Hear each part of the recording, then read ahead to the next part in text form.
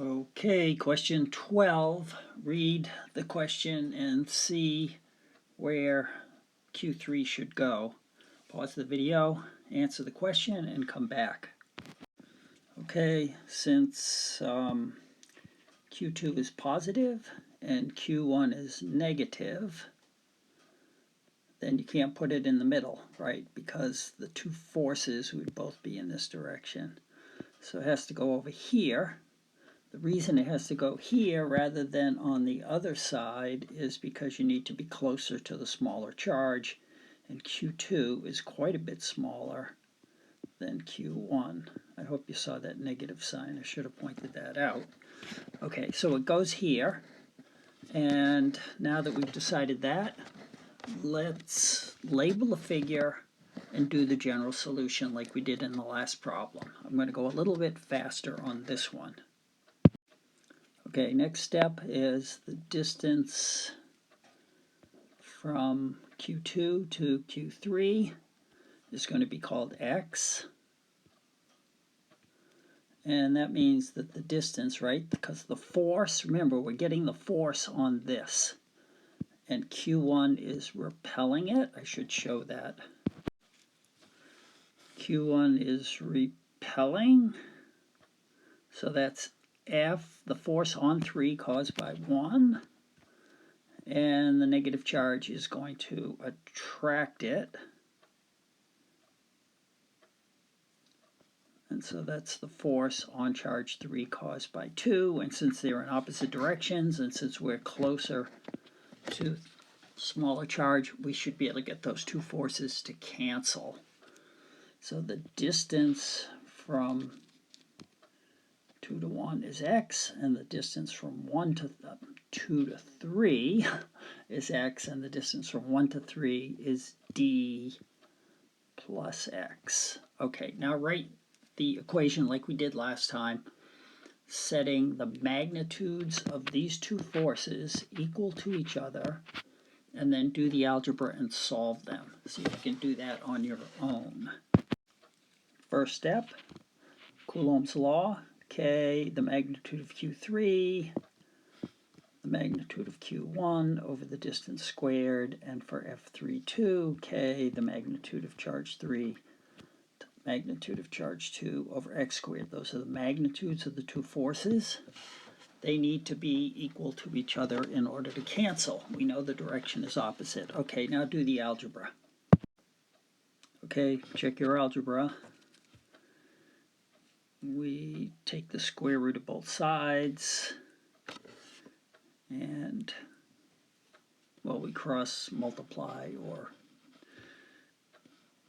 to get to here, and then we take the square root of both sides. So we have the square root, remember these are absolute values, times x.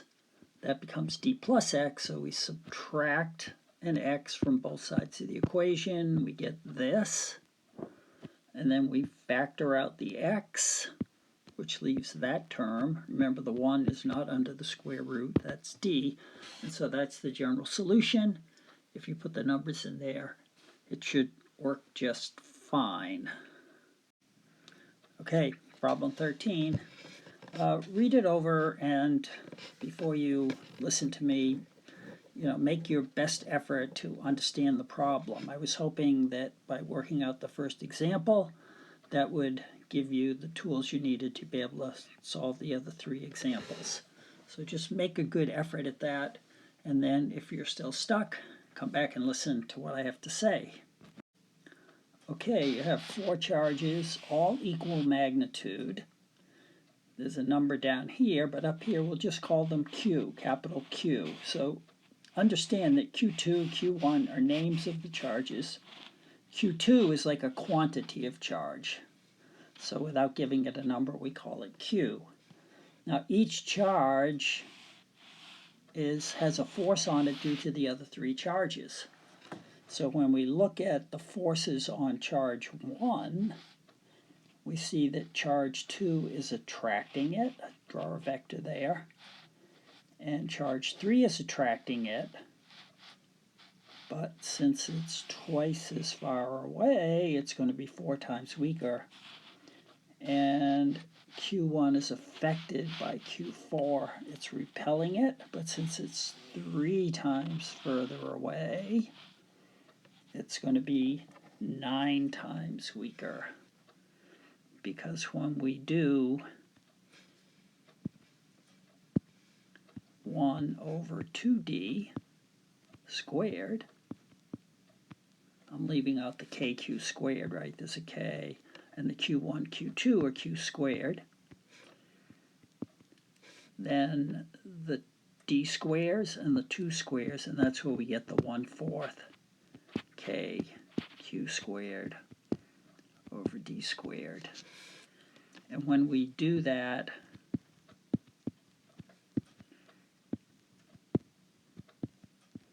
for 3d, we get 1/9 k q squared over d squared. Okay, now the same thing applies to the other problems. Try to do number 2, and then if you can't, come back and see what I did. So the Q2 has 3 forces on it. It's being attracted to Q1. It's being repelled by Q3. And the distance to those two is a distance of 1. So the distance, 1, it's just d, right? So there's not going to be any fraction. It's just going to be a -1 and a -1. But Q4 is attracting it, but the distance is 2d. So 1 over 2d squared, that's where the 1/4 comes from, like we saw last time. And so we have a -2 plus 1/4. Or a -1 3/4 or a -7/4. I'm going to skip 3, and if we go to 4, then 4 is repelled by 1, so that's positive, but it's a distance of 3 away, so that's going to be a positive 1/9. And Q2 acting on Q4 is going to attract it, right? Q4, we're getting the forces on 4. You got to keep track, right? It's easy to get confused. 4 is being attracted to 2. It's a distance of 2d away, so that's going to be a -1/4. I'm not going to write it. And then the charge that's close to it is also attracting, and so that's going to be the force of 3 on 4 is going to be a -1. So if you add those fractions, you should get the right answer, and then you can go down and use the numbers with those equations and calculate the force on F2. Okay, this is the same as the last one, only now the charges, they're all separated by a distance d, but they have different charges. So the Q's are different, and F1 is worked out here. So let's do F4. I don't want to work through all of these. Let's do F4. So what you should do first is pause the video, draw the 3 vectors that are acting on F4 due to the other 3 charges, label those vectors, and then do a summation like this and see if you can get it. First step, I showed all the vectors. So the forces on 4 caused by 1, the force on 4 caused by 1 is going to be small because Q1 is far away. The force on 4 caused by 2, oops, did I get it wrong? Yeah, the force, no, that's right. The force on 4 caused by 2 is negative and this is negative, so it's repelling it. You see how easy it is to get confused. And then the force on 4 caused by 3 is an attractive force. This is negative, this is positive, and it's going to be big, right? Because it's close and these two charges are big. So we have the signs, right? We have two negative forces because the negative charge is being attracted to the two positive charges, and one positive force because the negative charge is repelled by that. And now we have to do a summation, getting the signs right. So try and write that equation of the summation. Okay, here's the answer. Pay attention to the formatting, because on a quiz you're going to have to write all this out. So what we're doing is we're finding the net force, or the sum of all forces, on F4. So we showed in the figure up here, that's F4.1, F4.2, and F4.3. F4.1 is negative, and it's K times Q4, that's negative 3Q, that's where the negative comes from. And Q1 is just Q, and the distance is 3D squared. So the 3 gets squared to 9, and we end up with a negative 1/3, factoring out the K, the Q squared, and the D squared. You can see here, if we take out the K, Q squared, and D squared, we get 3 times 2 over 2 squared, 4, so that's 6/4, and that's positive because that's a negative charge repelling a negative charge. And the last one is a 3Q times a 2Q divided by simply D squared, and there's a K in there, so when we factor that out, we simply get a 6. So we have a negative 6 1/3 and a positive 1 1/2, and the common denominator is 6. So if you do that out in fractions, you should get a negative 29/6. Number 15, it's the same thing that we did in lab, where we charged two balls and they separated. The first question in this is to find the distance x, right? Because we'll need that to know what the force, electric force, is. And so that's a trig problem. Make a right triangle, and we know the angle and we know the hypotenuse. You can find this, and then if you double it, you should get the distance x. Try that. Here's the solution. I'm showing you because, remember, formatting is important. So on a quiz, I would expect you to write all this out, as I've done it here, and I drew the figure in there. Okay, I'm going to proceed to the next question. For that, you need a free body diagram because you're going to have to find some forces. So draw the free body diagram of this Q, and then do some of the forces to find the tension force. Okay, see if you remember how to do this. So there are three forces. There's the tension force, the string pulling it this way. There's the force of gravity caused by the weight of the object. And there's the electric force. And since these are in a horizontal line, that electric force is going to be, that's repelling, it's going to be in this direction, and it's going to be K times the two Q's, because they're equal, times divided by the distance squared. So I wrote all those out.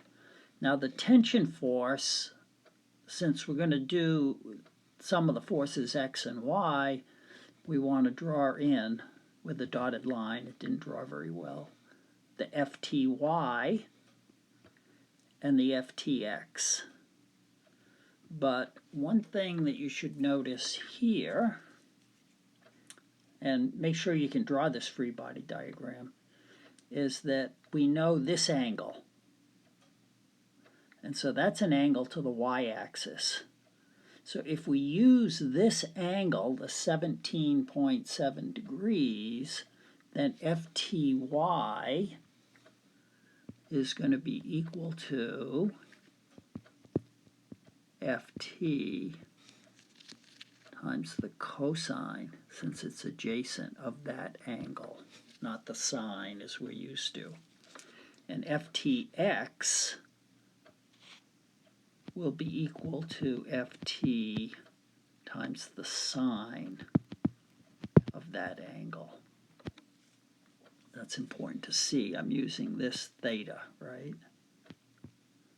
Because that's the angle, the 17 degrees that we have from the figure. So I'll write it out, but what we see is that the FT cosine theta has to be equal and opposite. Remember, we're in static equilibrium, so the sum of the forces is 0. Those two forces have to be equal and opposite, and these two forces have to be equal and opposite. Remember all this from last semester? Okay, see if you can finish it. Okay, so sum of the forces y is what I did here.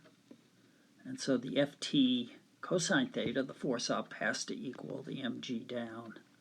So if you put those numbers in there, you'll get the result for FT. And now we have to find FE. So the FE is going to be equal to FT sine theta, right? So see if you can do that. So simply take your answer for FT, multiply by the sine of the angle we're using, right? We're using that angle. And that's, in my problem, is 17.7, and that'll give you FE. And then FE is equal to this. So to get Q, you simply divide by K, multiply by x squared, take the square root of both sides, and that should give you your Q. By the way, this problem, the general solution to this problem is done in the lab document. You can also see it there. Okay, number 16, you're asked to find the two forces on Q1 and then add them together. Get the magnitude and direction. So 2 acting on 1 will give you a force in this direction, and 3 acting on 2 will attract and will give you a force in this direction. So those two forces are perpendicular to each other along the x and y axis, and so you add them together by using the vector equation that looks like the Pythagorean theorem from last semester. So let's see if you can do that on your own. If not, I'll give you a little more detail in a minute.